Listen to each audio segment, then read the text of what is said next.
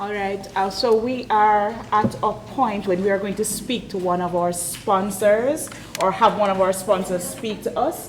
We were very fortunate to have Scotia sponsor this session today, and one of the representatives, Mrs.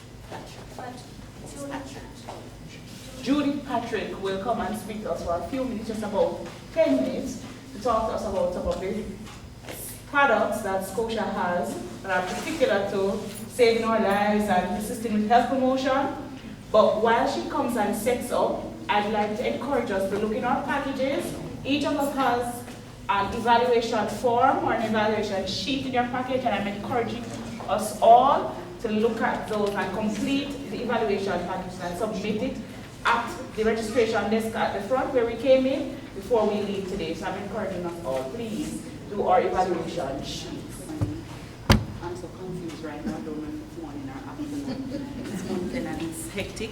Teachers are off because they, what again, Jesus? So they are, yes. So. Today, well, one of the first misconceptions that I'd like to talk to is the fact that I don't think I need a mic. You're hearing me, right? You're all hearing me? Yes. Right. Is that I'm a representative of Scotia. Well, really Scotia Group, but in particular Scotia Jamaica Life Insurance. So I find that when I go out, persons bombard me with all of the bank questions before we get to the insurance things. And really insurance is really the foundation on which we do all our billing. And I'm very happy to represent Scotia Insurance. So I have a little presentation I want to share with you. I don't know if we'll get it going, but in the meantime, I'd also like to share some brochures with you just to heighten your awareness of one of the very important products that we offer at Scotia. Most of you have a brochure that speaks about Criticare, and that's what we want to talk about today in particular.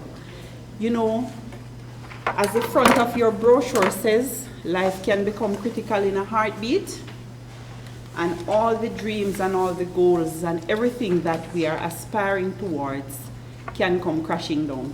Which is why I said that I am proud to represent Scotia Insurance, because insurance is the foundation on which we really build. Without that proper foundation, everything in life can come crashing down. Now, if you look to the back of your brochure, you'll see some of the illnesses that are covered. And if you look inside, you'll notice that it also carries an accidental rider. Right? So, by the way, is my audience aspiring nurses, or they are full nurses already? Full nurses. So they are fully well aware, because one of the places I like to visit is the hospital, and I like to talk with the nurses.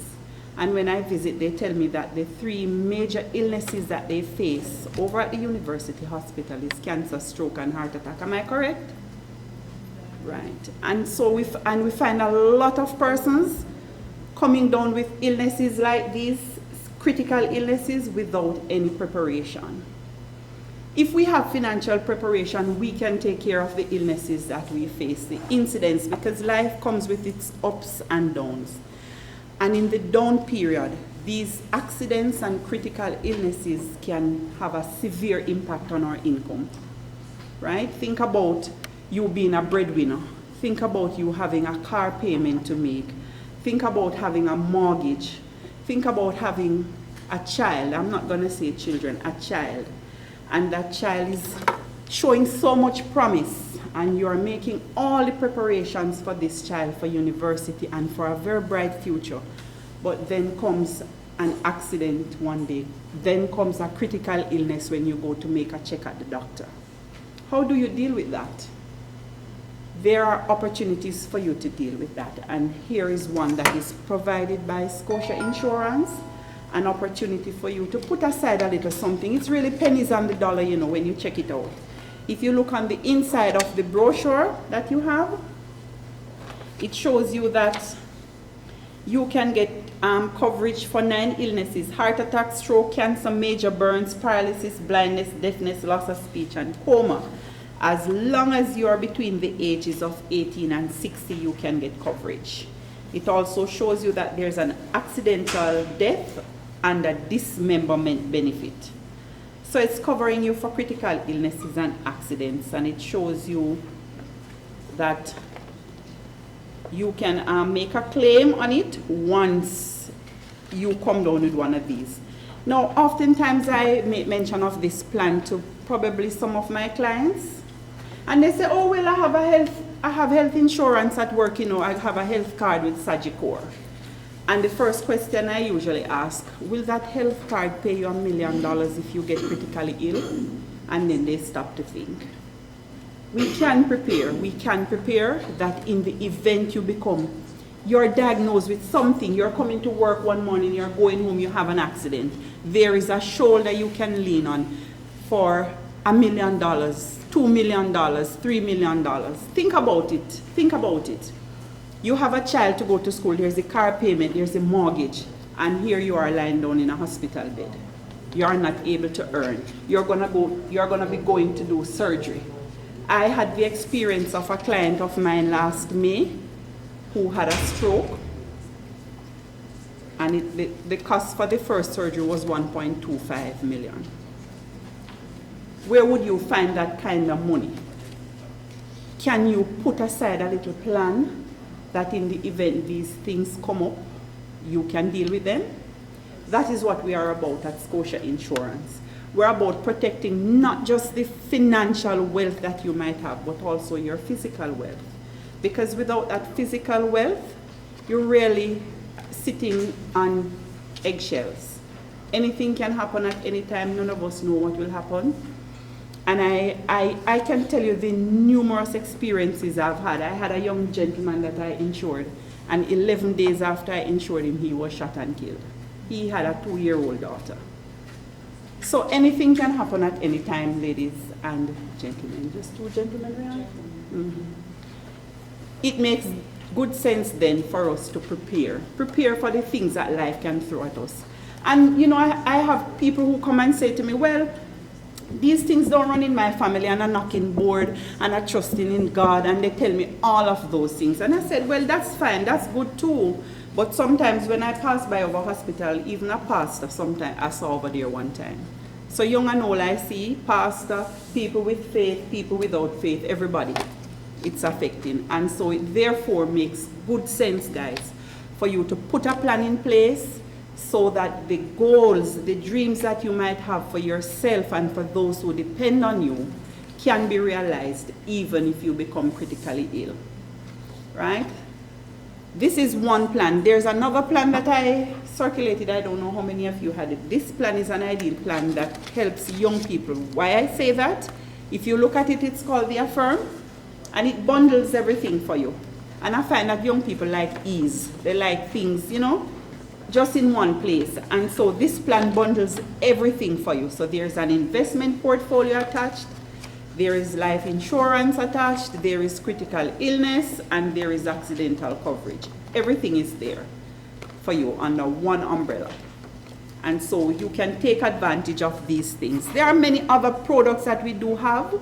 We have products for those persons who are working and might not have a pension. Some of you might be on contract. I don't know. We have any contract people in the group who will take care of you when you get old. So you're fortunate and you've gone through life, you've gone through your working years, and you've had no illnesses. God has been so good to you. You've taken good care of yourself, and now you're at old age, 60 years old. And the actuaries will tell you that persons are living to 90, 95, 100 these days. If you retire at 65, who will take care of you for 20 more years if you were to make it to 85? Who would take care of you? Think about that. If you can survive off 60, let's say when you retire, you can survive off $60,000 per month. And you started now to say, okay, I'm gonna start saving $5,000 per month towards my retirement. Did you realize that it's gonna take you a whole year to save, to live 1 month in retirement? $5,000 per month for 12 months, that's $60,000, and in retirement you'll use that 1 year's savings to live 1 month in retirement. Now, if somebody can do a quick calculation of 20 years at 12 months, how many years would you need to calculate to save to live in retirement? And those are the years when you want to enjoy life. You don't want to retire and go home and sit down and you can't pay the bills. You can't even go out to dinner one evening. You might have grandchildren and they come around. You can't even offer them ice cream. So it makes good sense. And I like to help persons with planning because planning is important. We can't just get up, go to work, live this paycheck, and then we work and waiting patiently for the next paycheck to come. That's not living, guys. That's not living. And what you earn is not what makes you an independent person financially, it's what you save. So if you're working every day and before the month is out, you've finished everything and you're waiting, you can't wait for the next paycheck to come around, believe me, you're not living. You're not living. Right? So, at Scotia Insurance, we have a whole suite of products that can help you. You have friends who might need help, right? You don't have to, if something happens, you're left to charity. You can prepare your own funding to take care of yourself. And if you do it in a timely fashion, it would be better off. Because sometimes I have persons coming into my office at 40, 45, in a literal state of panic, telling me that they don't have anything for retirement and they don't have this, and they just, a friend of theirs just was diagnosed with breast cancer and they're wondering what we have. These are things you can put in place before something happens, because when something happens, no Sagicor, no Guardian Life, no Scotia Insurance is going to insure you. So you need to take advantage. They always say, make hay while the sun shines. Put the things in place, guys. We earn, budget your funds. I'm putting this aside for this, I'm putting this aside for that, I'm putting this aside for so and so. Do a budget and see how best you can facilitate some of these things. Because the road of life carries its ups and its downs. When you get in the down, you don't have to be a charity case. People don't have to start a GoFundMe account to help you. You can help yourself. And even if you can't help yourself to the full extent, at least if you have half a loaf, your friends might come to your help and might be able to help you with whatever additional. But imagine you need help and you don't have the first dollar and you're depending on somebody for everything. You know, that would make for good planning. That would make for good sense. And I just want to encourage you to think seriously about those things. Think about how you can put things in place so that you can benefit. It's not for my benefit, it's not for your relatives. You know, sometimes I have a husband who comes and he tells me, I just spoke with a gentleman in the branch, and he said, well, you know, actually it's not me who have it, you know, it's my wife. And I said, you have a loving wife. She's making sure that if anything happens to her, you don't have to run to your friends to borrow something to take care of your wife. She has put something in place. Do you love her enough to put something in place that in the event something happens to you, she don't have to go running all over the place to get some money to take care of you? And that's how seriously we have to think about it. Guys, the beds over hospital are full. Every one of them over there are full. 90% of them is either cancer, stroke, heart attack, and accidents, right? If we prepare well, we can get good health care because things will happen. Life has its ups and its downs, and when you get in the down, you want to know how you can get out of that rut. Prepare while you're on the up so that if you get in the down, you know how you can get out of it. I thank you for having me, and if there are any questions, you can feel free. I'll spend another few minutes with you and you can ask questions if you have. This is Patrick. If you have an illness but it's not covered under what the critical care covers, would you be denied? Like that you have something else? Chances are the illness you might have might not be considered a critical one. If it's considered a critical illness, then you'll get a payout, right? If you have an accident, then you know that it's by percentage, as you can see. if you've lost a limb, if you've lost sight, if you've lost a finger or something like that, then it's according to a percentage. But chances are, you know, illnesses that you might have, your health card might be able to take care of them if they are not critical. It's the critical ones that are going to call for immediate surgery, that are going to call for millions, that we really do cover. You know, if you go to the doctor and you do your routine check, and the doctor says, you know, well, Mrs. Patrick, I found a lump right here, you know, and I'd like you to check it out. And then you check it out and you hear it's breast cancer. Right away, you're looking at no less than $1 million. Other than that, you might have to be put on a waiting list at a public institution, and while you're waiting, that cancer is spreading. So those are the serious illnesses that we take care of. The stroke, you get a stroke and instantly you need, maybe something is blocked in the brain, you need surgery right away. You need that kind of a funding. Any other question? For those of you who might not want to ask a question now and might not get a chance and might want to go home and think about it, pray about it, you can take my number. It's 86777-85. And you can feel free to call me at any time if you have questions that you might not want to ask right now. All right. So we thank you again, Ms. Patrick, for coming, and certainly you can extend to the organization our appreciation for the sponsorship of this session. We've had a good morning so far, and the break is ready and available on the outside. I want to implore you again to fill out your evaluation forms. It's absolutely important for the WHO Collaborating Center. We're going to take 20 minutes break. There are persons on the outside who will assist you with the break, and we will resume for 2 engaging sessions with 2 wonderful nurses who are ideal for speaking to you later. And so we can proceed through the back, and in the courtyard, immediately in the courtyard, you'll get your healthy break, right? I was told to remind you that it's a healthy break, yes. No sweet drinks, no sugar. Good afternoon, everyone. I want to thank you very much for being engaged all morning and for your attention. We have 2 sessions left, and they're going to be 2 wonderful sessions.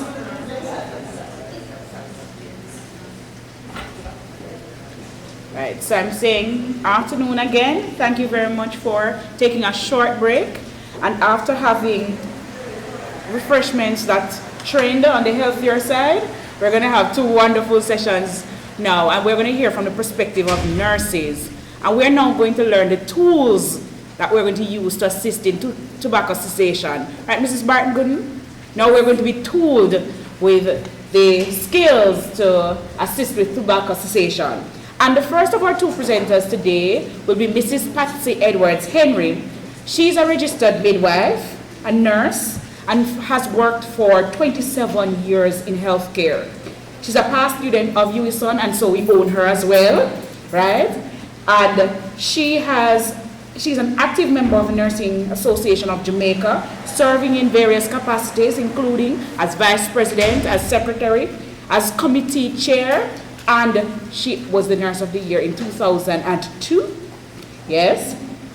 She's a member of the national boards and committees, and she currently serves as chairman of the Government Health Scheme Monitoring Committee, and she has been working as a member of the Jamaica Coalition of Tobacco Control. So she's particularly suited to provide this presentation this morning. Ladies and gentlemen, let us welcome Mrs. Patsy Henry. Good afternoon, colleagues. Thanks to the organizers for having me here this afternoon.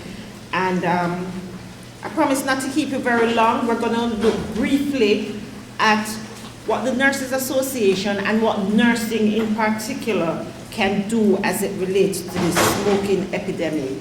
A lot of the information, or some of the information that I have, has already been discussed, so it's just familiarizing ourselves with what is happening in Jamaica. So we are going to, as nurses, we want to get in the ring and fight the tobacco epidemic. So we already heard that WHO Framework for Convention is the first treaty which was negotiated under the auspices of WHO. And it came about as a response to the globalization of the tobacco epidemic.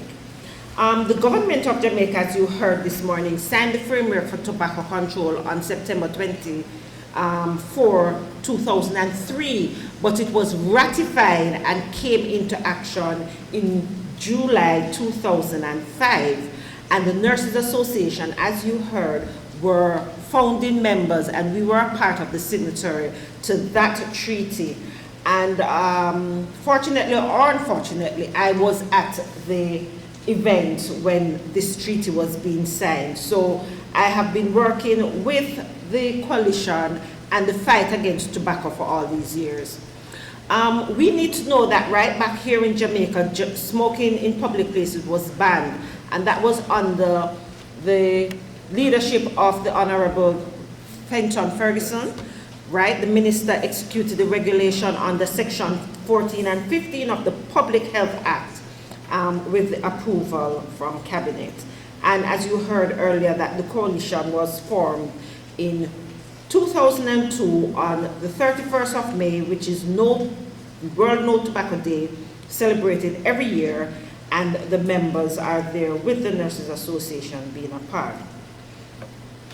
But as we fight against tobacco, there is nothing that is tobacco for us, smoking for us, even though it is widespread, it is still something that is considered taboo.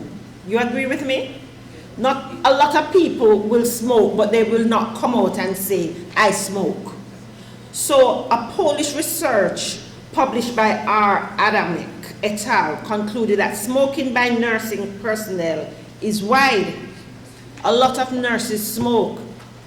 And it is important to nursing personnel to be aware of the existence of the relationship between the change in the patient behavior and the attitudes of the person who teach them to live healthy. So nurses are the ones, we are the ones, as nurses, do you feel pressure that you have to be healthy?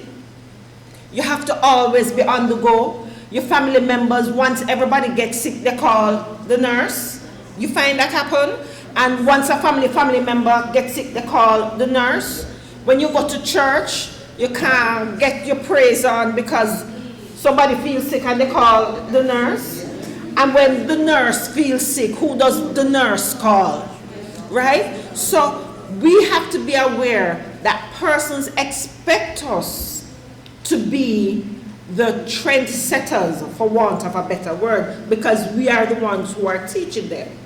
But when it came on to self-knowledge regarding the scope of the harmful effects of smoking, the research showed that the level of knowledge had no significant effect on the health behavior study of nursing personnel. And we know that the gap between knowledge, attitude, and practice is always wide.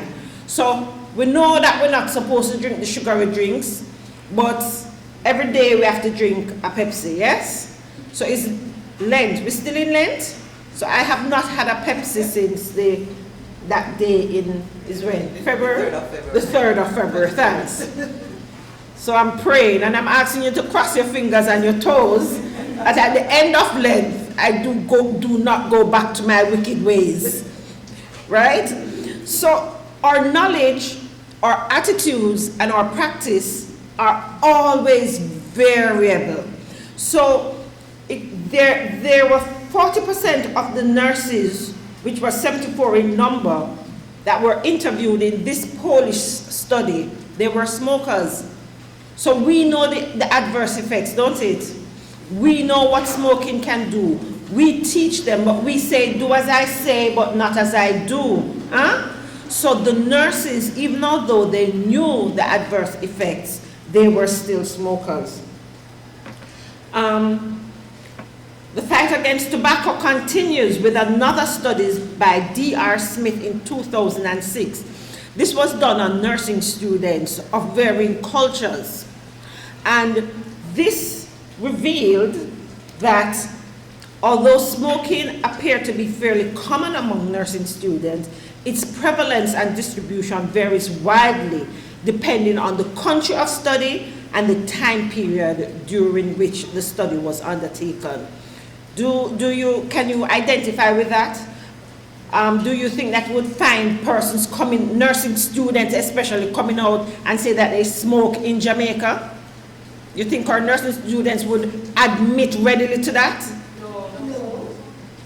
Do you think nursing students probably from Great Britain would just admit regular to that? It depends. Yeah, because the culture is different, isn't it? So the findings were variable. So there is some evidence to suggest that smoking rate increases by year. And why is that? Every year it gets a little harder, not true? So year one, we come in and we're young and we're fresh and we're kind of going through all little, and then by year two, by 6 months you hear that if you don't buckle down, they're going to put you out. And by the end of year one, you're being pressured to, if you don't do the exam, if you don't pass the exam, you can't go through. By year two, you're going into the clinicals and everything. And we heard this morning and we looked at the study, it's a coping strategy, something that people use to cope. There's also evidence to suggest that weather conditions was a contributing factor as students in colder climates seemed more likely to smoke. I was in England the last 2 weeks, and I tell you the truth, one of the time I feel like I would have smoked a cigarette, it would warm me up because it was so cold. And I went to a World Health Assembly in Switzerland, and we were at the World Health Assembly in Geneva, Switzerland, and people were just gathered outside smoking, using one cigarette to light the other. And it was an assembly of ministers of health, chief nurses, regulators, policymakers, the World Health Organization, General Secretary, and people were just smoking. And when I asked, they said it helps to keep them warm. So I'm not sure what is happening there. But the conclusion was, though, that the development of an international smoking questionnaire may be useful to help standardize future research on tobacco usage among this demographic, which are nursing students. So we probably need to, through UWISON, develop something and see if we can do some studies on that. The Nurses Association, through its members on the Coalition for Tobacco Control, and over the years, I have been a member. Mrs. Edith Allwood Anderson sat on the committee, Mrs. Antoinette Patterson Bartley, and Miss Candice Thompson. So throughout the years, I've been working with the Coalition, and we did a small survey because we wanted to see how prevalent, because there are no studies within the Caribbean or in Jamaica to say, to speak to the prevalence of smoking in nursing. And even if there are a few surveys, not much is done because, as I said, smoking is still a taboo among professionals. So we did a little survey at 2 major hospitals, and surprisingly, there were a few nurses, and when I said a few, I mean a few, who admitted to smoking, but they said they never did it on the job. Whether that is true or not, I'm not sure. But there were also nurses who did not smoke, who admitted to knowing of nurses who smoked, but this was considered not acceptable. So the nurses who don't smoke thought that nurses who smoked were deviants, because as a nurse, you're not supposed to smoke, because smoking not good for you, and you're not supposed to smoke. But see these little ladies here, you see them lighting up and having a grand time. Yes, and they look like nurses. All right, the Nurses Association, also in collaboration with the Jamaica Coalition for Tobacco Control, has participated in a lot of outside broadcasts. speaking out against the dangers of smoking, including secondhand smoke. And for those of you who have been listening, secondhand smoke is as dangerous as smoking, because we find that a lot of children who are in homes where smoking is practiced, they have a lot of the issues that the smokers themselves have. We were also instrumental in working with the lobby group for the banning of smoking in public places. And you heard Deborah this morning. Deborah is a fanatic when it comes on to talking about tobacco.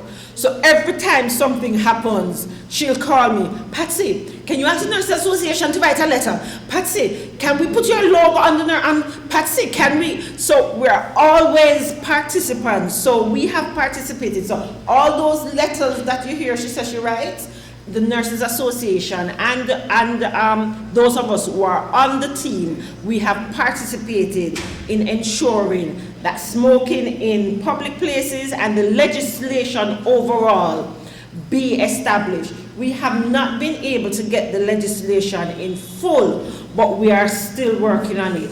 And those of you who are not too sure, the legislation speaks to a lot of things, including packaging. So in Jamaica, we have been able to get them to have 75% of the packages having graphic warnings. And we have also worked with other Caribbean countries like Trinidad, and I know we've worked with Barbados in helping them to get their packaging up and going.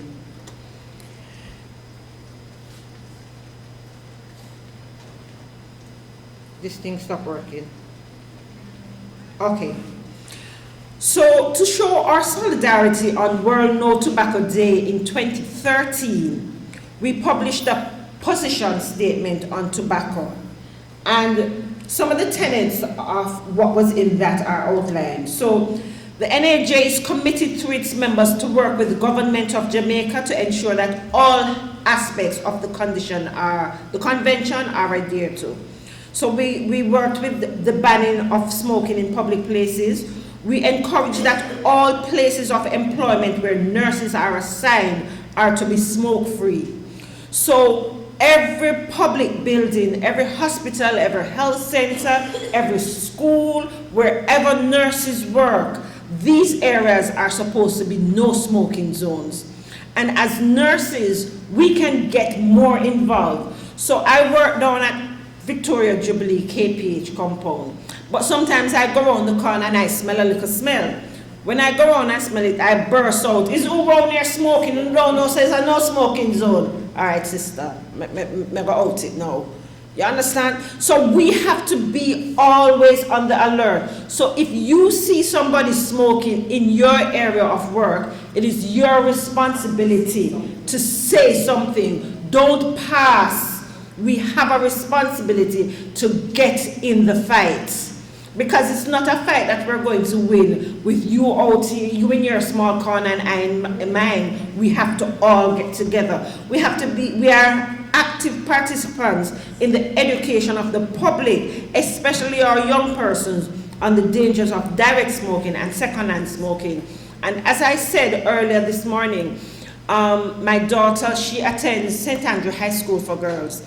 And when she had her sociology SBA to do, I encouraged her. One of them was what NGOs do in the country. So I said, don't worry, man, if you want an NGO, choose the Heart Foundation, because Deborah can give you all the information that you want on smoking. So she did smoking among teenagers, and surprisingly, we found that I was pretty surprised when she started to analyze, because she did the questionnaire among her peers, grade 11 students, and I was surprised to find out that grade 11 students from the St. Andrew High School for Girls were actually smoking.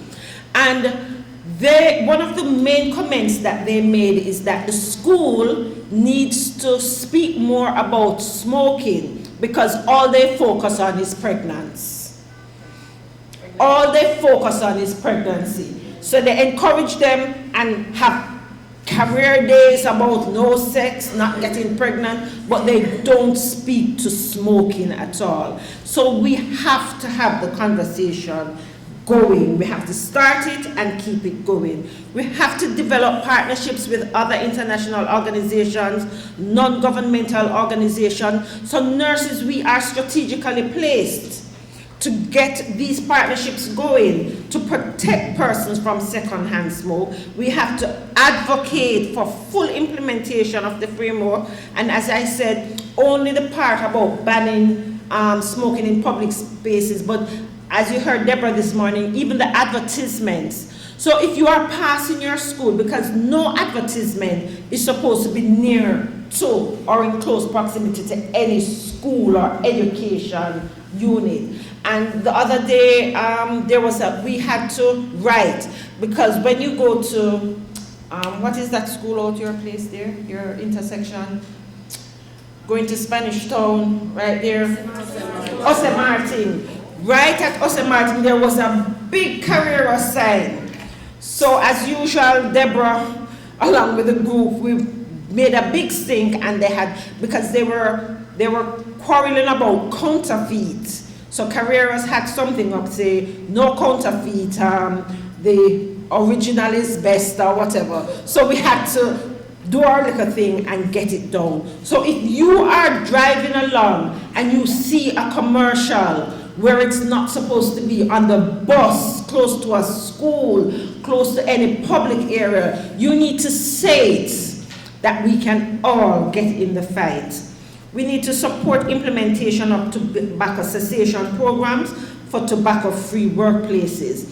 The cessation programs are not really up and running because the medication is expensive, and it takes a lot of work and a lot of time for persons to actually do the cessation and to get the programs up and running. And once person, especially, we have a wide variety of cross-section of the public. So we have our men, we have our teenage boys, we have our mentally ill who are smoking. Some of them want to stop, but the programs are not in place to help them. And that is where we as nurses can come in. It is our hope at the Nurses Association that all nurses at all levels, will be active participants in the education of the public on the dangers of smoking. And this education should be intertwined in your everyday work, and it should be imparted at all contact. So you're in the clinic and somebody comes in. You don't just say, do you smoke? Yes. How many you smoke? 10 packs, all right? And when you report in social history, this patient smoked 10 packs per day. When they said 10 cigarettes per day, when they tell you that they smoke 10 per day, what do you do? What is the next question? What is your follow-up? Do you just write it down and that is the history? No. When somebody comes in and says, I live in a home where smoking is prevalent, what do? This person, write down this person is exposed, and then what? So that is where we are as nurses. We need to know the and then what. What else do we do? Do we continue to probe and to see how we can get intervention, what the programs we can put in place, how we can get these children to be in a smoke-free environment? It's not just to ask questions and then write it down. It's for us to move forward. That is what we are doing as we fight against this epidemic. The Nurses Association is also advocating that this subject be an integral part of the curricula for nursing students, right? So all nurses, so once you come into the world of work, you are equipped with the information. So you know that when I ask, do you smoke? And the answer is yes. It's not yes, full stop. It's yes. Next question. If your answer is yes, what? If your answer to question 1 is yes, move to question 2. If your answer to question 2 is yes, move to question 3. And then if we have to move to question 50, we're going to have to move to question 50. But we need to get the nursing council and everybody involved, the schools of nursing, to get our nursing students involved in the fight. So it's a fight that will start once you enter the working world, even before. So nurses, as integral members of the health team, we are present 24/7. We are aware of the ill effect and the negative outcomes of this habit to the individual, the family, the community, and the nation as a whole. So what do we do? It is with this in mind that we decry the act of smoking and stand willing to support the government and any civil group that calls for the banning of tobacco and its use not only in public spaces but totally. So we need to get in the fight. Thank you. Thank you very much, Mrs. Patsy Edwards Henry. After her, no, she doesn't get away that quick easily, right? I'm sure we have a lot of questions about what strategies have been put in place really to see the reduction in smoking. What we've seen is that the advertisements, we've heard practical examples of how advertisements have been and billboards have come down from the efforts of the coalition. But what other strategies? One of my particular questions is whether we've considered a post-basic course on probably instituting tobacco cessation resource nurses, similar to how we have diabetes resource nurses. What, have we considered that as an option so that inside our secondary healthcare settings there are resource persons who can tackle and combat the issues, particularly since tobacco smoking is the persons are addicted, and they need systematic ways of reducing tobacco smoking. Well, I do know that at one of our education sessions, we were trying to get information on how persons can be trained as cessation nurses. But there isn't such I don't know if there is such a course. We have been exploring it, but it is a good point that we need to consider to have nurses who specialize, because once you have the specialty, then it will go a long way. So yes, that is a point that we can look into and strategize to see how we can work this out to get these nurses, as you say, in the primary healthcare setting. There are two questions. Some inputs. Maybe we won't be able to have such like quote unquote a course, but just getting the information in the curriculum is important. Because just like we learn other areas, even that might not be able to stand up with just a course like we have the cancer nurses, but oncology nurses, but just in the courses, because that is true. A lot of courses they don't mention about tobacco cessation. No, in the school, as you have said before, nothing's been said about it. And if you the educators will tell you that almost every condition that is taught that tobacco smoking is a contraindication or is a predisposing factor. And as a midwife, for almost every pregnancy condition, tobacco is a contraindication or a predisposing factor to, as it relates to the different conditions. Yes, and just to follow up on what you said, it is my vision that we will get to the point where we accept information on tobacco cessation as CME hours. So nursing council now mandates that for us to realize, just as how we do our BLS, we can do for 1 hour. The WHO or PAO collaborating center, you have information courses that you can do online free of cost. So they can set even 1 hour and you sit at the computer and you can enlighten yourself. But I agree, get into the break. And to follow up on that, not to take tales out of school, but I sit on the biennial committee at the Nursing Council, and we are trying to move away from this 5 hours of non-nursing and put it to 5 hours of specifics. So what is current? So tobacco came up as as one of the topics. The re-emerging, the trends of re-emerging diseases came up. The whole issue of human trafficking came up, and the gender-based violence. So there are a lot of things that we have in our headspace and putting down as strategies to say, all right, this biennium, these must be. Because you know that's for some countries, for your registration, in the United Kingdom, do you know that the United Kingdom, you have to get 150 hours every year for 3 years to re-register? But it includes it includes some practical, but you have to get 150 hours. And in that 150 hours, they have specific areas that you must get.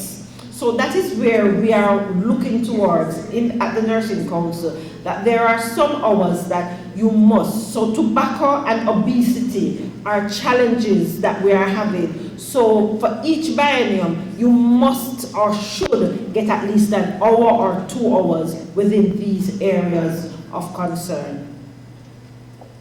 Go ahead. Please don't consider raising the hours. No, we're not raising the hours, just to include, because sometimes some of the hours that some of the people get, you know, sometimes some of the hours, they really don't make any sense. And then some people do the same thing every biennium. Yes. I know we're talking about tobacco, but I'm thinking that maybe we could do substance abuse instead. Mm-hmm. So that would take in a wider area. Yes. And with the whole decriminalization of ganja or marijuana or cannabis, whatever we call it, yes, that is important. Oh, Iris. I just want to congratulate Mrs. Pastor Henry on a very informative topic. I know that, as you said previously, that the NAJ, they are in collaboration with other bodies like UNESCO and whatever it is. But I am asking if the Nurses Association could speak with the authorities, the health authorities, along with the Ministry of Health, so that the patients themselves, who we are catering for in an hospital setting or a health setting, could get some educational session via the televisions. Because every hospital you go, you see televisions all over in the place. And all they're doing watching soap opera and other than cricket and whatever it is. And the patients are there just chatting and whatever it is. And there's no form of health education. And as health educators, we have the information. But I think what happens is that we seem to have not been able to capture those who really need the education.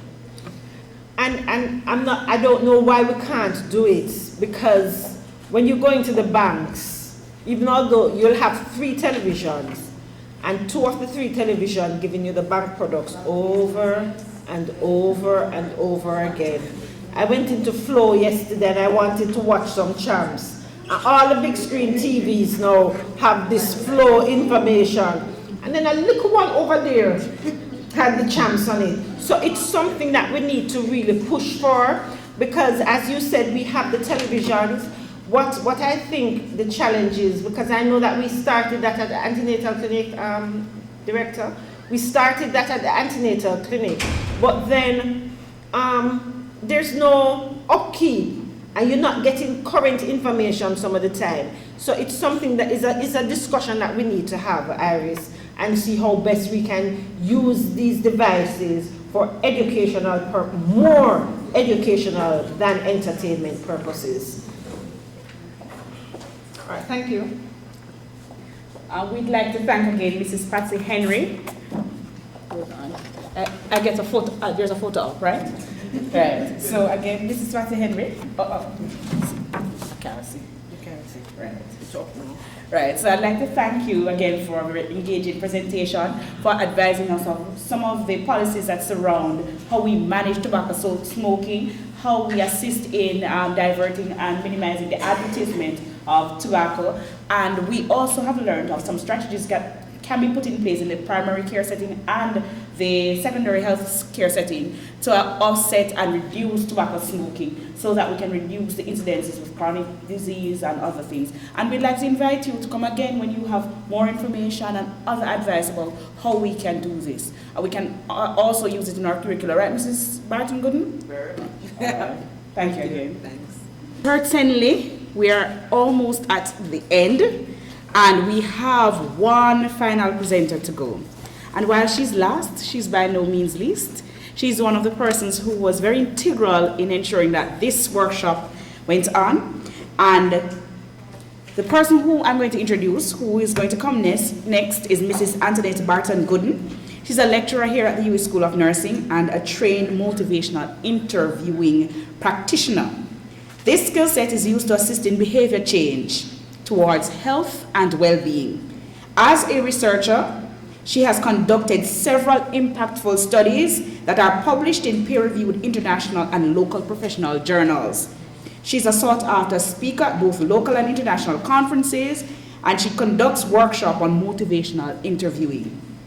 She's an initiator of the annual Student Empowerment Seminar at the UWI School of Nursing to finalizing students, and that workshop aimed to equip them with skill sets that employers are clamoring to see them use. She is publicly engaged as a scholar who is a co-chair of the Kingston College Health Fair Committee. She's co-chair of the Faculty of Medical Science Ethics Symposium, and she also engages in many church activities. Her graduate work is on smoking cessation, and she's apt and qualified to produce our final presentation on motivational interviewing. Mrs. Barton-Gooden? Welcome. Good afternoon, everyone. I thank you so much for that wonderful introduction. For a while, I was becoming a little swell-headed. I'd like to thank you all for staying with us and for attending. I'd intended for more persons to come out, but since this is just the first one, I'm sure as word gets around, more persons will be interested also. I'd like to also give credit to my co-facilitator who's not here today. Her name is Mrs. Joy Crawford. In fact, she is my motivational interview coach, and she is a trained motivational interview network of trainers, which is a certification that will allow us to train other persons. And I hope to do mine this year, so then I can be more integral in teaching this skill set. Now, I just want to tell you a little bit about motivational interviewing. I first heard about it in 2012. The Heart Foundation had a presentation and I attended. And at that time, I knew nothing about this motivational interviewing. But the more I watched the presentation, and it was about tobacco cessation, I started to get a little interested in it. So I researched it, and a wonderful opportunity came up where we had a group from the University of Alabama who was in Jamaica and would be doing workshops. So, I kind of made my way into that group, and I was eventually trained as a motivational interview practitioner. So at the end of the presentation, I hope that you will all be introduced to motivational interviewing, both the spirit, skills, and the processes, and you will be able to use the ask, tell, ask method to share information about tobacco cessation. And these are my objectives. So we'll define motivational interviewing, identify the uses, list the stages of change, list some of the elements of the spirit and the skills of motivational interviewing, describe what is the spirit of MI, and use the ask, tell, ask. And I must tell you, it is really a skill set that is very applicable to almost any behavior change condition. So even though I may focus a lot today on tobacco cessation, it can be used in any area of work, even within your own relationships. Once I did the workshop though, I found that I was a little more empowered. So once your self-efficacy is built, you're more able to engage clients. So I hope that in my discussion, you will feel that way. So what exactly it is? So it is something that came around from in the 1980s, and I see some persons from mental health nodding, because they would be a little more au fait with it long before I did. But in fact, it was being used in psychology, particularly when it comes down to addiction, alcohol or cocaine, whatever addiction it was. And it was widely used by Miller and Rolnick as they treat alcoholism. Now, it has been growing in popularity, and now it has been used in many other conditions, particularly NCD management. It includes their certain skill set, the spirit of MI, which I'll talk about later, which has to do with relationship, the way we talk, the way we engage persons. And it will identify the other skill sets that will enable you to converse with someone. And I'll give you an example. I remember after I was trained, there was a colleague of mine who is a smoker. Now, I knew this person was a smoker because I would smell smoke on the person. So one day, I feel a little empowered. So I said to the person, "Can I ask you something?" And he said, "Yes." So I said, "Do you smoke?" And he said, "Yes." So, he said yes, it's almost like, yeah, you're going to give me that lecture now. So I said to him, "Have you ever considered stop smoking?" And he said, "No." The conversation ended right there. So when you engage your client, you have to be aware what level that they're at, based on the change process, where they are in the conversation. So overall, there's a way to engage clients, and in a way that is non-threatening, because once you ask the question, already their defense is up, right? It is used, the skill set helps you to identify what are the person's values, because everybody have a value system, and our behaviors are based on what we value. If we value material things, we're going to engage in activities that will give us material things. If we value having fun, we're going to engage in things that makes us feel like we're having fun. And we kind of touch on some of the alcohol. Alcohol makes you feel relaxed and loose, and you can have fun, right? Now, we recognize that using motivational interviewing, it is also client-centered. So it's not about you. You're talking to the client, and you're talking about behavior change, but it's not about you. So you don't take things personal. We don't get thin skin. When they push you off, you don't take it personal. You don't malice them. You don't threaten them. You don't make sure that next time they come to the health center, you don't deal with them. It's not about you. They have their own issues and they're working it out. But if you use motivational interview, because it's client-centered and it's a dialogue, the more you talk to the client, you'll get to understand what are their values, what are the things that they want to change within themselves, what are the pros and the cons for changing, and you will help them to work towards it by using certain skill set like affirmation. Affirmation is a skill set that we don't use very often in this country. First of all, if somebody gives you a compliment, already your back go up, like seriously, wonder what is it they want, no? But we need to get used to giving affirmation, because an affirmation is not necessarily a compliment. It's just identifying the strength within that person. And for one, I can affirm you right now because you value lifelong learning so much. You took time out of your busy schedule to be here. That's an affirmation, and I'm very happy to see you, and I'm happy that you have stayed with us so far. So the goals are really to talk with the person in order to aid them towards behavior change. But the behavior change is usually based on intrinsic motivation. So overall, what it is an empowering way of communicating that is based on the trans-theoretical model of change. It assumes that change may be linear, but it may be non-linear as well. And I don't know about you. Anybody in here has something about them that they need to change? Can I see a show of hands? Okay. So in other words, this is what we call finding common ground. We all have something within us that we like to change. And I can admit, I am a fingernail biter. And each time I take off my tips, I am back biting my fingernail. And it's not that I don't know that is wrong, and I struggle with it, but this is a problem that I can disclose in public. But the client, sometimes they have other issues that are deeper than that. And when you raise it, they get angry because they have to face their demons. So when we talk about the trans-theoretical model, we know that there are different stages of change, right? We know the pre-contemplation stage, where the patient is not even contemplating changing that behavior. And you know what? Many smokers are at that point. We enjoy smoking. It is fun. In fact, when I'm smoking, I'm with a group of persons who love smoking. We smoke and we talk about all sorts of things. In fact, it relaxes me. I smoke before I go home to the wife, because you saw when they presented how in the first verse smoking was less, right? So it looked like they were smoking before they go home. Right. So that person, if you engage them about smoking, they are not even up for conversation. And that was what happened when I engaged the young man. He just let me straight up know that, no, he's never thought of it. So I ended the conversation. Now, contemplation. The client has thought about quitting, but has not really got around to doing. But they recognize that they have a problem, so they're desiring some change. And that is usually a good place to, because you can start the conversation. But even if they're not there yet, start the conversation anyway.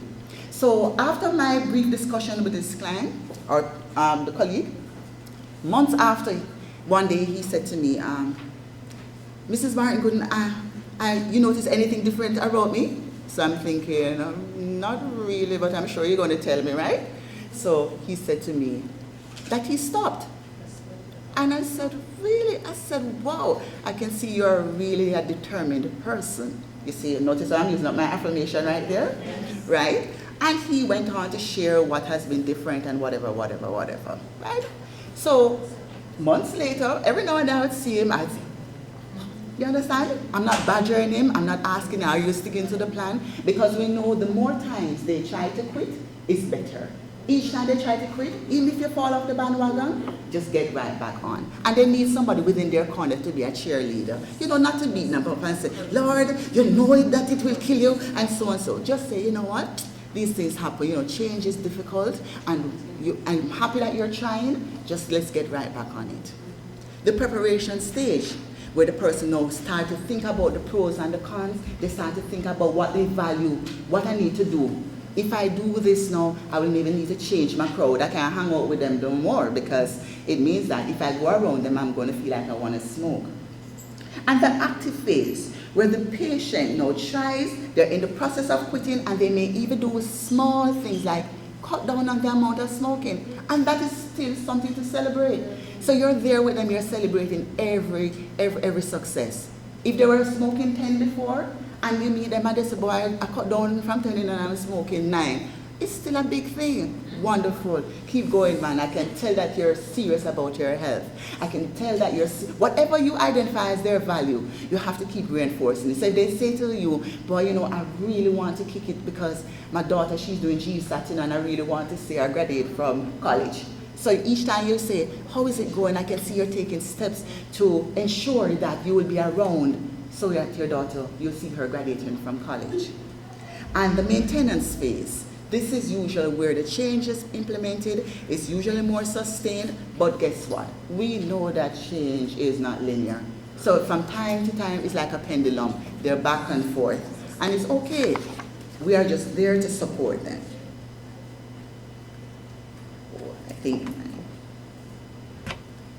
Okay.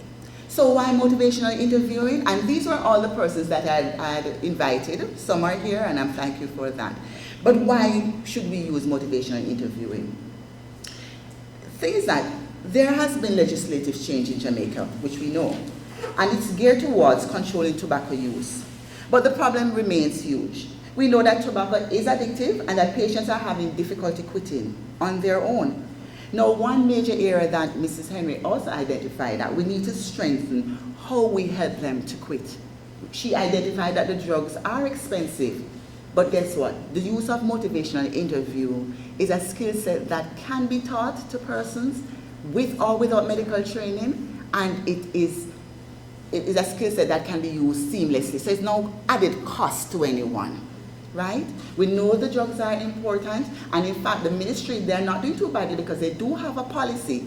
The problem is just that the policy is not being disseminated and integrated into care. So again, we have a role to play when it comes on to advocacy, because this is an issue of social justice. It is really morally wrong that we say that we're banning smoking in public spaces, but we're not helping persons to quit. So we still have to continue with our advocacy. Now, these are some of the evidence-based studies that you can see that MI has been used and has been successful in helping persons change behavior. So it's not only in smoking cessation, they also use it in diabetic management when it comes down to weight reduction. They also use it for MI, for persons with cardiac conditions, where they found that it helped them with self-care maintenance over a longer period. And for lung disease, medication adherence. They use it extensively also in HIV management when it comes on to ART adherence extensively. So it's a skill set that can be used, can be taught, and it doesn't cost much. So this was a systematic review, and the thing about systematic review is that it collects data from a large number of studies. And it's not just a systematic review, they also did a meta-analysis which does further. It looks at the effect of an intervention and gives it a rating. And what it shows is that it is effective. So it is something that we should all be utilizing more. But how are we going to do that when we don't really have the know-how? And this is what I'm just trying to introduce so that we will get on board. So, what is MI? So it's a collaborative, goal-oriented conversational style for strengthening the person's intrinsic motivation for change. So you have to find out what exactly is important to that person and tap into it so that it will enable them to change their behavior. And as you can see, the two components we talk a lot about is the spirit of MI, which is the relational. Because a lot of the things starts from our relationship with our clients, right? And the other component would be the skill set. But most important is the relational, because it's how you engage your client.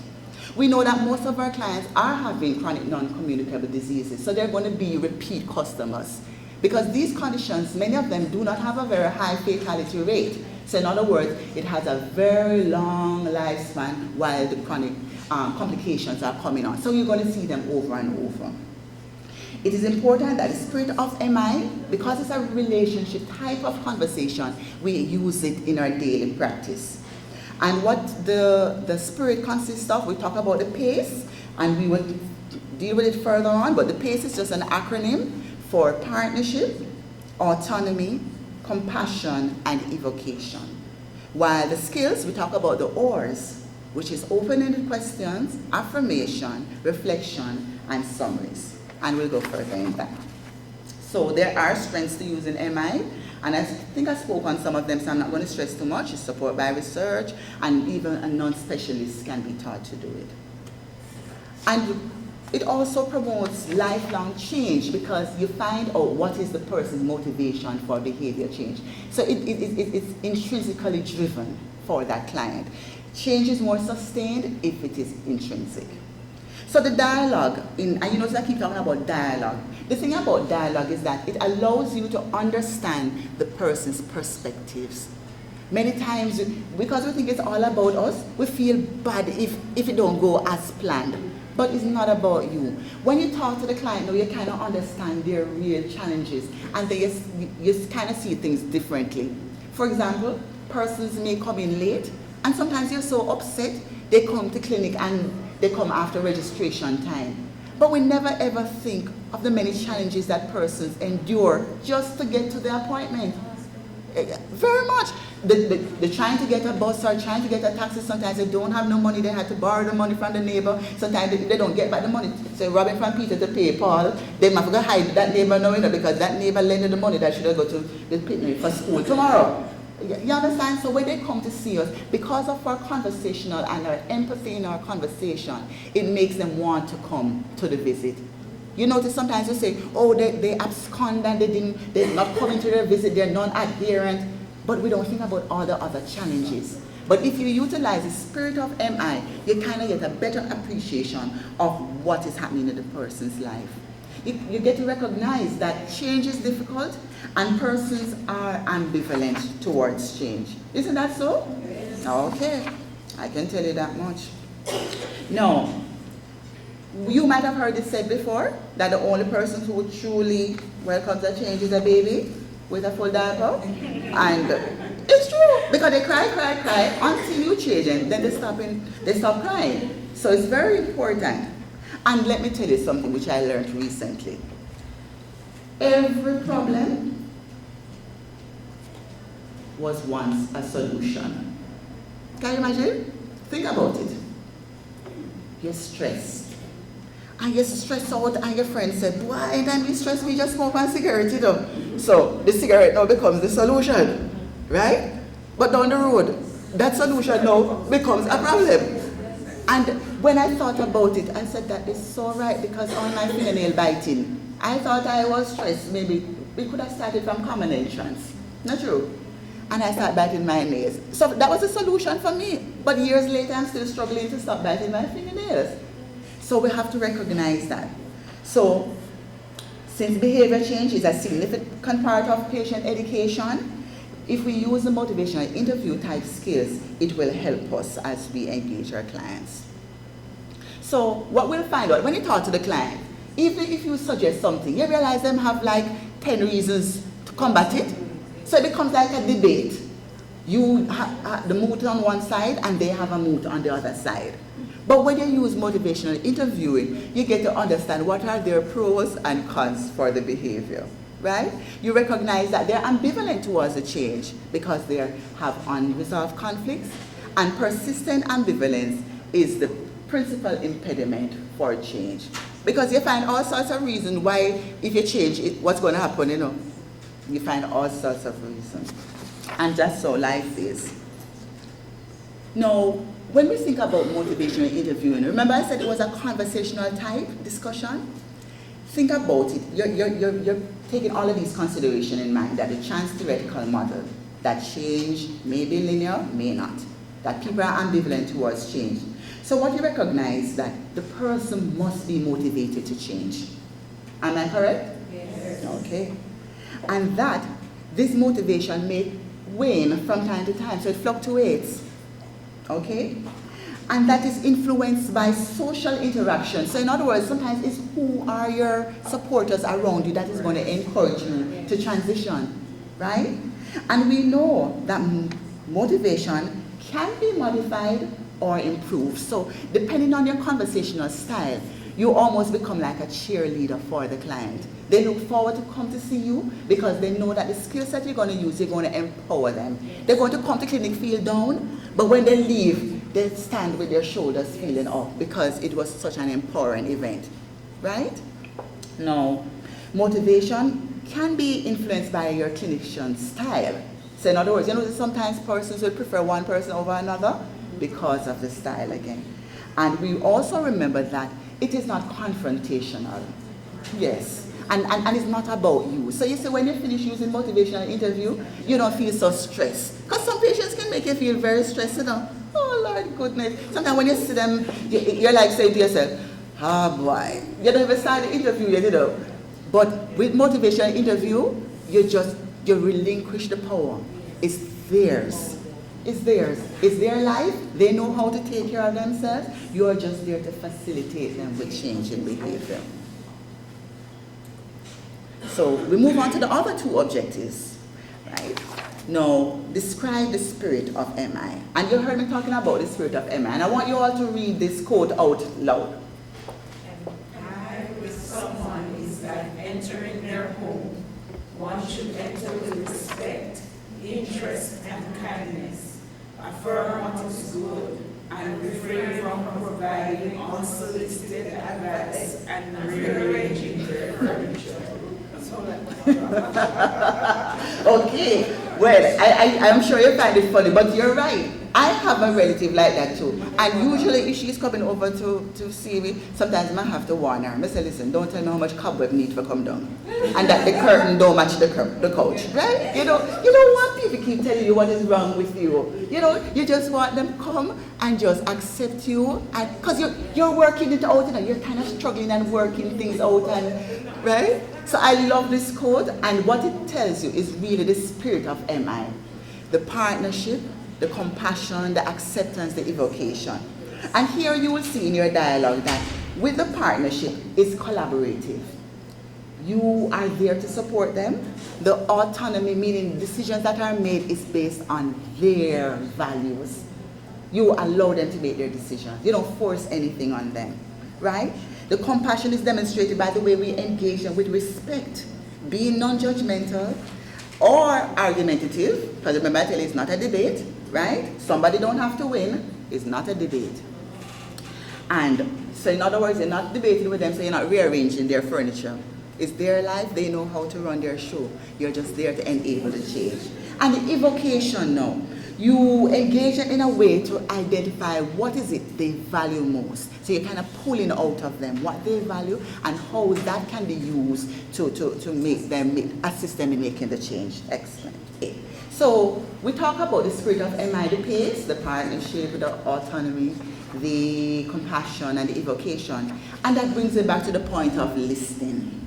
And I'm going to tell you, we engage in dialogue with the client in order to understand what their experiences are. But what came to mind is that sometimes we don't listen very well. And I can tell you, I remember my sister gave me this quote, and she said to me, I was telling her of a problem, and she said, a wise woman once said, so I'm there waiting. So I said, yes, what did I say? She said, my point. Exactly, one said nothing, right? So when we're listening, we listen with our mouth closed. We just let them speak, right? And when we listen, sometimes our own emotions, we're at several points when we're listening, you know, we can be at the point of empathy. And if you look in the circle now, you see the empathy, this is the practitioner now in the pool with this man who is drowning from his struggles, right? Now, if you're in there struggling, some person ever tell you some story and boy, you're so broken and almost crying with them. You understand? You're in the empathy where you're kind of wallowing in the pity, right? But then, that's the sympathy. Look at the person who is in the empathy now. That person has a better stance. The gate is wider, 1 foot in, 1 foot out. And the thing about empathy is not just putting yourself in the person's shoes, but you're in a position to help them. Or you can be at the apathy. You see the apathy now? Mm-hmm. Some persons ever come to you and they're talking to you and you're like, mm-hmm. Yes, I've heard this like 10 million times. We don't want to be at that point. That's not an empowering, okay? We want to be in the empathy mode because it again shows that we have feelings and compassion for the client's challenges. So I touched first on the spirit of MI and I talked about it being partnership, autonomy, compassion, and evocation. These are the other skill sets, the open questions. You know, when we meet our clients, we ask open questions because it engages them to allow them to elaborate, right? Then we also use our skills of affirmation where we talk to them, we identify the strength within what they say. And we just say, because sometimes they never hear it that way, you know. Sometimes we have been grown up, we are forced with so much negativism that you never get an affirmation. And when you affirm the client, sometimes they don't believe you. Sometimes they don't even smile. Sometimes you have to say, didn't you hear me? I'm saying I'm happy to see you and you're looking very nice today. You know, it's like, seriously? But we need to get in the habit of affirmation because what we realize is not a culturally accepted thing. When I did my training in MI, that was what the external persons, and they were from University of Alabama, they identified that throughout our 6 months of coaching, they never found us being affirming much of each other during our conversation. So it's something I had to consciously unlearn. I had to consciously unlearn and try to affirm people. Right? And we need it. Times are hard, not true? Yes, and a little affirmation sometimes brightens your day. We use reflection where it's basically like you're asked, you're clarifying what the person says. So you repeat some of what they say in order to clarify what they say, but also to open the discussion. So what I'm hearing you saying is that you were late this morning because you had challenges with transportation. However, this session was important to you, so despite that, you came. Better late than never. Okay? So right away, I use a reflection so the client hear what they said. Sometimes if you might be a bit off key, they might say, no, that's not what I said, what I was saying. But then they say something else and you can now clarify and say, oh, now I understand. So you're saying so and so. So these skills help you, and like what we do with oars, you use it to navigate through the waters. We use our oars to navigate the discussion. And then we have our summaries. Our summaries help us to give us a collection of key themes that came out of this discussion. Again, so the client hears what we just discussed, but then they now get to appreciate now, okay, I said all of this, you can ask another question. So what do you want to discuss? Or where do you want to go now? So you kind of open up the conversation again to begin another dialogue. And these are also just skills within MI. So while you're using your oars, you're organizing your conversation in all of these. You're engaging them. That's why you use your open-ended questions, right? When you use your affirmation and you use your reflection, you're helping to focus them. Let them identify what were the things I just said. They can widen the discussion. You know, so tell me, why is it you want to do this? To get an understanding of what are their values, so the evoking comes out. What is it they value? What will make me change? And then you can move them to a point of what we call change talk, where we'll be planning. So what next? How do you plan to do this? How do you plan to do this? You're getting them to focus, but the change must be theirs. So they are going to plan when they want it to change. And the sad thing is that, you know, sometimes at the end, a decision hasn't been made. But that's okay, because it's not about you. Once you start the dialogue, it's good. Because you have left them with something that they're going home and they're processing. So this comes to the point that you use what we call the ask, tell, ask. And this is a very simple strategy. The thing about the ask, tell, ask, again, it uses the spirit of MI. Anybody remember what the spirit contains? The P, partnership. The A, autonomy. The C, compassion. And the E, evocation. So you're using the spirit of MI. So when you say to the client, can I share some information with you? They can say yes or no. So right away, that is still autonomy. Because sometimes that is not what they want to hear about. And it's okay. Because sometimes we think we know what they should be taught.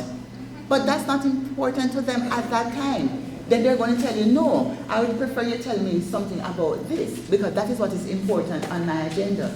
I don't know if you're like me, you know, but let me tell you, this is sometimes when I go to conference, I just can't wait to hear the end of the presentation, you know.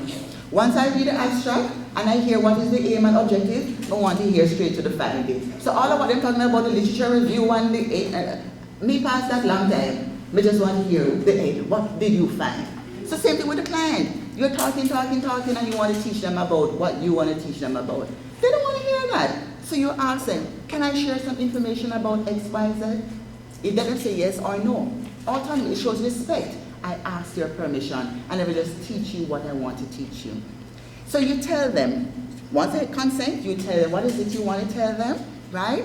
And many times you start off by recognizing that there are challenges. Many people have these challenges. You are not alone. The literature says that so and so and so. You tell them the information, guide them to where you need to guide them, and then you go back to the final ask. So now that you have explained so and so, what do you understand? Because sometimes, you know, you're talking a lot of stuff, but then stop by and say the first point, you know. So all of what you said they never heard. But then they point out something from the initial part. You can go back to that. Okay, thanks for telling me. I will go over this information, or can I share some more? But again, you're always doing it within the spirit, respect. So let's get to tobacco cessation. Now, we had spoken about the nurses being more engaged. You start in a conversation, but this is just a simple way that we can engage our client. And I must tell you that we are not doing badly, as Mrs. Henry said, with the asking. We do ask clients if they smoke. And sometimes we do assess how much they smoke. But that is where we sometimes end. And we can't be blamed, because I must tell you, there was a study that was done in 2016 by Williams and Barton Goodney. Was a grad student. She looked at registered nurses' implementation of tobacco cessation in their practice. And she interviewed, it was a questionnaire, nurses at the two specialist hospitals. And they all accepted that they were doing tobacco cessation interventions. They were all talking to patients, but there was a drawback. They identified that they didn't have the skill set, so it affected their self-efficacy. And if you don't have that level of self-efficacy, you're not going to engage your clients. So the 4 protocols, or the 4 A's: ask, advise, assist, arrange. It is recommended for brief duration. So in other words, persons may say, oh, I don't engage the client because I don't have that time and the clinics are too busy, but you can do just the 4 A's in a 1 to 3 minute session. While the longer portion, they talk about the 5 A's: ask, advise, assess, assist, and arrange.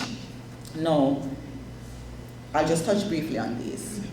So you ask, and we have been doing that. We ask every client if they use tobacco. Do you smoke? Many times we don't assess secondhand smoke though. And with the newer products that are online, we're not talking to them about the vaping, the e-cigarettes. And those are very popular. I went out recently to a public engagement, and this guy, he was vaping, and I never know the vape had so much smoke. It was like a puff like this. And I was like, my goodness, what is that he's smoking? So I'm there looking at him, and I realized he was vaping. And I guess he felt comfortable because most of us didn't know what it was. But he was still vaping in public spaces, and we haven't addressed that as yet. Have you used any form of tobacco in the last 6 months? We document it. We advise the client that every tobacco user, we advise them that it's important for them to quit because of the health implication, and not just health. As the other presenters pointed out, the implication it has on their families and the economy on a whole. Have you thought about quitting? Because sometimes you just have to ask the question. Give them room to think about as they're leaving the institution. Now, the assist is where we're not so good at, and I'm sure with Mrs. Henry's interaction with the nursing council and with the ministry, I'm sure we will change that in the near future. You provide information about self-help, and the National Council of Drug Abuse, they do have information. They have a quit hotline, and there are drugs available. I find that the doctors are not using it, but I can see the challenge too, because many persons don't have health insurance. Only 20% of our population have health insurance. And I'm not sure, even though I think the varenicline is covered by the NHS, because a lot of people are not prescribing it, they may take it off the list of drugs. But it's on it, but nobody knows, so they're not using it. So after a while, when they review the list of drugs, they're going to say, hey, let's take off this drug because nobody's using it. But most persons don't even know that they can prescribe it for our clients because it's on it. So education is warranted. And arrange. I mean, in the States and other developed world, they have nurses that are trained in tobacco cessation. So once you're in hospital and you accept that you're a smoker, you can be aligned with a tobacco specialist, cessation nurse. The 5, the advise, ask, advise, assess, assist, and arrange. And again, it's not very difficult to implement. Our challenge is that we should make sure that we are giving people the information where they can get help. So we need to take it further, not just ask, not just advise, not just assess, but we assist them. And we also can arrange by giving them the contact, or you can even call yourself and set up an appointment if you can. So, some of our final thoughts about MI is that it's client-centered. It uses a non-judgmental tone and attitude that helps to identify what are the person's inherent reasons for change, the pros and the cons. It is also, we should dismantle the assumption that we have failed, and I think this comes in very heavy. Dismantle the assumption that we have failed if the client doesn't make a decision towards change at that visit. Because we know that change is difficult, but once you start the conversation, it's a good thing. And we can use the ask, tell, ask, just to share information about tobacco cessation and other behavior change. Remind yourself that even if the client doesn't choose to change, the intervention is not a failure. Any discussion or talk about change is planting a seed. Start planting today. Thank you. So we started with learning about the epidemiology and number of people who has it, the spread of tobacco use in the country. We learned about the policies surrounding tobacco use and tobacco cessation, and now we've gotten the tools with which to counsel and guide and support persons about tobacco cessation, and we've learned about affirmation, something that's not used popularly in Jamaica, right? And what we are tasked to do is to utilize those skills and the opportunities to ensure that we speak to the people who are ripe and the people who we have an opportunity to reach. Thank you again, Mrs. Barton, for a wonderful presentation. So we spent a couple of hours for this presentation. I know that we might have questions, but there's a classroom that needs to be in this room. I'm teaching. Yes. Teaching in this room.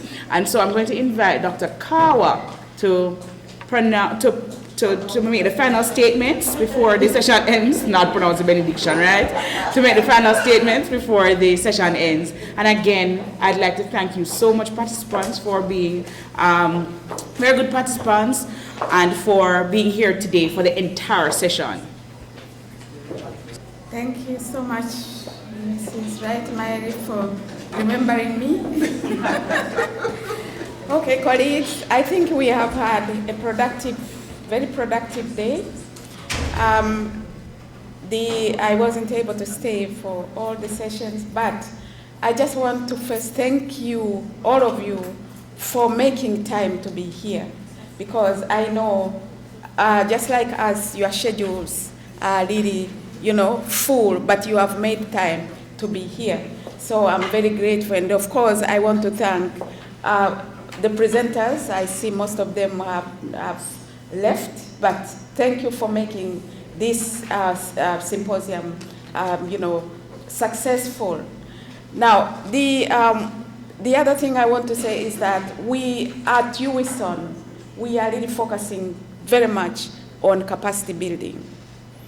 Now, this is very important because right now, as we try to get nursing to be recognized, as we continue with the struggle for nursing to be recognized and take its rightful place, I think it is very important that we look at the way we function. Now, I'm saying this because some years ago, I have been interacting with the Registered Nurses Association of Ontario. Now, let me tell you, the first interaction when I was introduced was in 2005. You know, what I observed, they are, in Canada, they are very powerful. It's a very powerful group. Why? Because while they were, one of the things that they have used is they focused on evidence-based practice, where they have they embarked on using evidence. They developed best practice guidelines so that the impact of nursing can be felt. So as we fight this battle, one of the most effective ways, it is how we function and to show how effective we are. And it has to be, it's evidence-based practice. So we at UWISON are trying very hard to expose, our students and, of course, the nursing community into, building capacity for evidence-based practice. We are using several methods. One of the ways is, building capacity for research. So every year, as you know, we host a research conference where we disseminate. So like many other years, they end the last week of May, which is this year is going to be the 24th and 25th, we have our research conference. So I'm asking you all to, make sure to attend, to hear what is new, what work is being done, and of course encourage the colleagues, because sometimes we have only focused on, okay, I want to attend the conference so I can get the hours for relicensure. But there is much more than that. What are we learning? What are we using? Because unless we change our practice, that fight is becoming harder and harder. But I'm telling you, RNAO, when the president calls the prime minister, he is there. Why? Because they have focused on providing quality care. Okay, so it is one of the methods that have been very effective. So we are trying very hard to, build the capacity for that. So there is the research conference, but immediately after that, this is going to be the 5th research internship, where we build capacity for research among nurses. So the research internship is a 4-week intense program that we have put in for those who have completed a master's to enhance the skills for research, so that in our clinical practice we can do studies, so that we can use the research findings to improve our practice. So I'm asking you to see if you can participate. You will get the information when you are going out, but it is an activity which has, in fact, it has helped. We have had a number of people who have participated, and they have been able to practice. But from last year, we also do, during that internship, we do a 1-day workshop, which is specifically focusing, how do you translate that knowledge into practice? What do you do in your practice to change and to improve and to provide quality? So this year, last year we had a team from University of Michigan. They were here for a week and they did a whole day workshop to help nurses. So we introduced the theory, but this year we are going to be doing the practical aspects of evidence-based practice. So I'm inviting you to see if you can participate, and we will be sending out information shortly to make sure that you participate. And I'm specifically calling on, see now the name is, okay, Ms. Patsy Henry. We need to work together. The Nurses Association and the school, we need to work closer together so that we can strengthen nursing. I know you are working the other side, but this aspect of capacity building and improving the quality of care, it is very effective. So I'm inviting you to work with us and encourage your members to participate in the internship, so that you see, whatever we do, once it is based on evidence, this is what is happening right now. So I'm encouraging everybody to seize the opportunities. We are trying very hard. Through the Collaborating Center, our role is capacity building, and we are trying to collaborate internationally to be able to learn, so that we can change how we function. So I want to thank you very much for being here, and I'm looking forward to your participation in all these activities that we try to implement to improve what nursing is and how we function. Because, as I say, in other jurisdictions, that's the way they have used to be able to show how important nursing is. So thank you so much. And of course, I want to thank Mrs. Barton-Gooden. Oh, the Hartford. Oh, okay. So I want to thank Mrs. Barton-Gooden for organizing this. And as you can see, it's a collaboration of many other, organizations. We want to thank our sponsors. The Heart Foundation participated in the presentation, and they are out there, giving us much information. Scotia for sponsoring the event. So, and of course, we have Ms.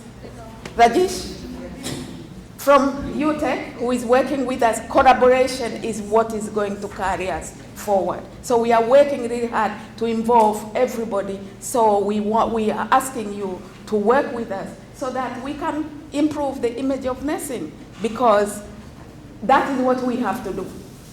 Thank you so much for being with us, and our head of school is not here, and I'm trying to, fill in for him.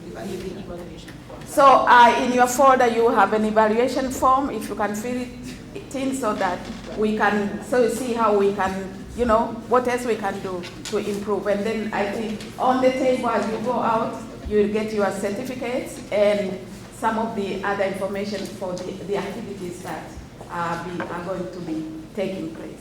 Thank you so much. Thank you to MITS for spending the time with us. Those are our major partners again, because every function that we call them, they make. Speakers, you're active. Hello.